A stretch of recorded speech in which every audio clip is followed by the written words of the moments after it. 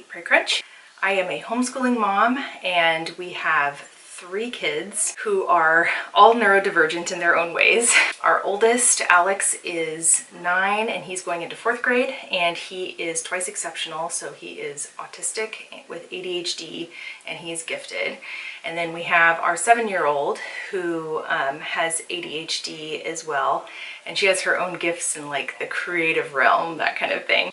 And our 7-year-old is Sophie. Then we have our 4-year-old Teo, who is technically going to be 5 in October. The school district wouldn't allow him to start kindergarten until next year. So he's technically going to still be in pre-K this year, even though he's doing like full-blown kindergarten work at this point. And today I wanted to go over what we are doing for our family/group subjects for homeschool for the 2022-2023 school year.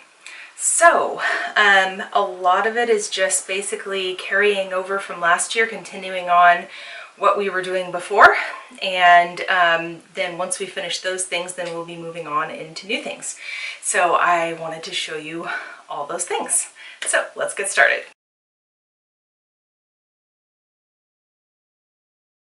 This summer we have been doing the Good and the Beautiful's safety unit, and I got this discounted because they had recently upgraded it and did a new version of it, and so I got the old version for like 15 bucks or something like that. It was a pretty good deal, and it has mostly the same stuff in it. And so we've been going through this over the summer, and we will just finish it out during the school year since we didn't finish it over the summer. We do vocabulary together as a family, and we just have this Merriam-Webster's word of the day, and it's a lot of fun. We just go through it like once a week. I just go through the previous week's words, and we just talk about what they mean and like the context of where you might find those words and that kind of thing, and using examples. And they actually, at the end of each month, they actually tell a whole story that uses all of the vocabulary words, and it's a lot of fun.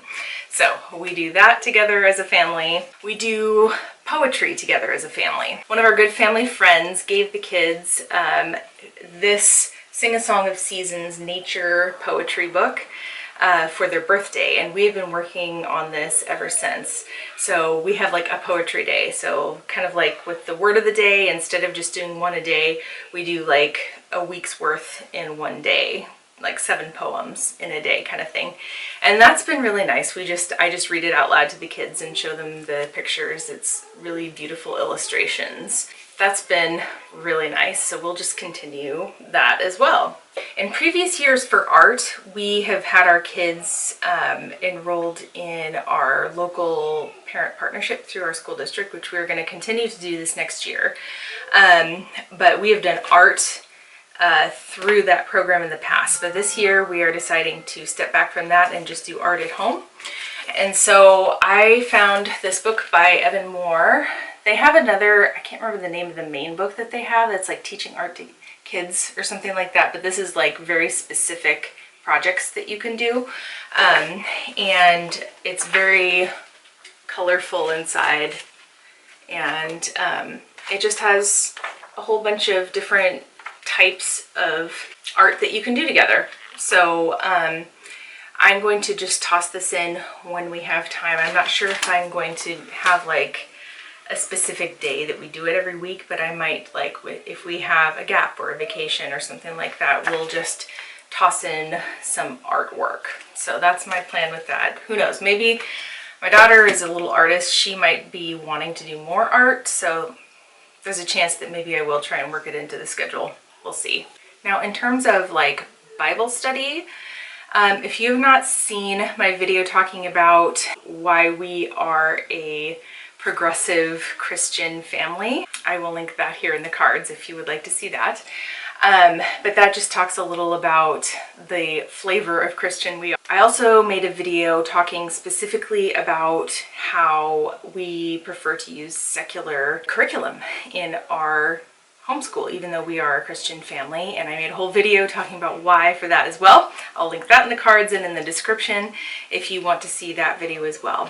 But that does not mean that we don't talk about our faith. We do. We talk about it all the time organically. Even in our secular subjects, it just kind of comes up organically in conversation. But we also overtly talk about our faith on Sundays. We either attend church in person or we watch online together as a family. And then every Sunday, I read a story out of the Storybook Bible we have to the kids. And this one is Children of God Storybook Bible. And this version is written by Archbishop Desmond Tutu. He is one of my absolute favorite theologians. And so I found this particular Storybook Bible to be really aligned well with our values and our interpretations of the Bible. And so we've been working our way through this for the last year. We're actually 3/4 of the way through it. So we're just about through the New Testament stories. So I highly recommend this book. It's a great one. Once we finish this though, I have a plan to move on to this book, which is called Indescribable by Louis Giglio. And it's 100 devotions about God and science, which is incredible. Like I have talked about in many of my previous videos and in my story about my faith and our secular curriculum, that kind of thing, I really don't think that science and faith cancel each other out. I think they are very complementary. And this just encapsulates that for kids, which is amazing. I have pre-read through a couple of the subjects which I don't necessarily agree on, like their take on evolution, that kind of thing. But that creates a good conversation piece for our kids to talk about, like, well, this is what some people think. This is why we don't think that, but it's good to know what other people think, you know, that kind of thing. But other than that, it's actually really good. Most of the devotions in here are really like good science, which is important to me that it's good science. So with those couple of exceptions, it's really good, and I highly recommend this book. And we're just going to start working our way through this on Sundays once we finish our Storybook Bible. Okay, and the final group subject that we are doing together as a family is history. And the way I am doing history, I've mentioned this in previous videos, but I'll say it again in case you're new here, but I have decided to start talking about history at the very beginning of everything. So we did a whole unit talking about the Big Bang and how it all started, things like that. So I've talked about this in previous videos as well, that we started at the very beginning of the Big Bang. We did a whole unit on that and everything and the history of everything. And then we're narrowing down to the history of Earth. So we are in the midst right now of doing an evolution unit.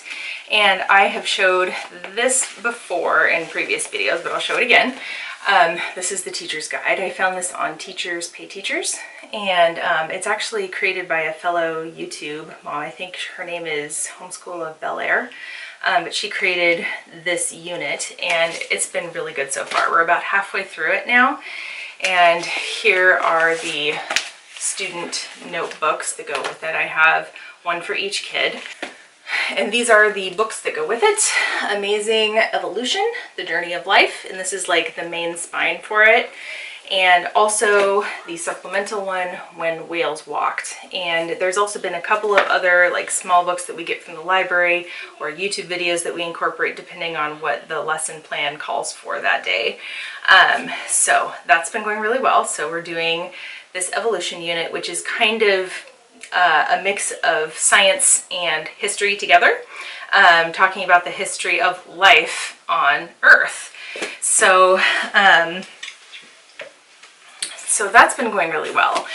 Now, once we finish that, we are going to move on to a prehistory unit where we talk a little bit more about, a little more in detail, not just from an evolution standpoint, but like in much more detail of like pre-human history, that kind of thing.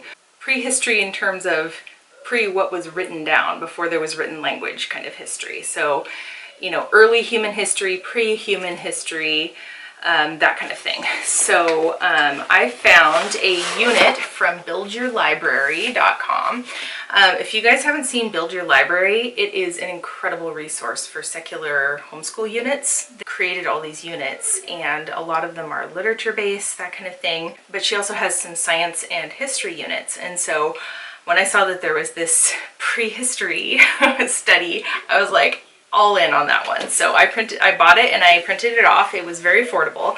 Oh yes, the woman who created Build Your Library, her name is Emily Cook. It's written on here. So anyway, this is the teacher's guide that I got. So like I said, we'll be covering dinosaurs, so that will actually be a lot of fun. We actually just recently went to the Burke Museum in Seattle. We live in the Seattle area. That's like our natural history museum for our area, and that just tied in so well with the evolution unit that we're doing and this prehistory unit that we'll be doing, since we're covering dinosaurs and all sorts of like biological history and early humans, that kind of thing. So I'm really excited to do this one because it looks really great. There's also the notebooking pages that come with it for the students. So I got one for each kid. So the main spine for the prehistory unit that they had me get was this Usborn internet-linked Encyclopedia of World History, and I just got this used. I think did I get this one on Amazon or did I get it on thriftbooks.com? I think I got this one on Amazon. So yeah, it's really colorful and has lots of great information. And I think we'll be using this once we move into regular history as well, but I'll talk about that in the future.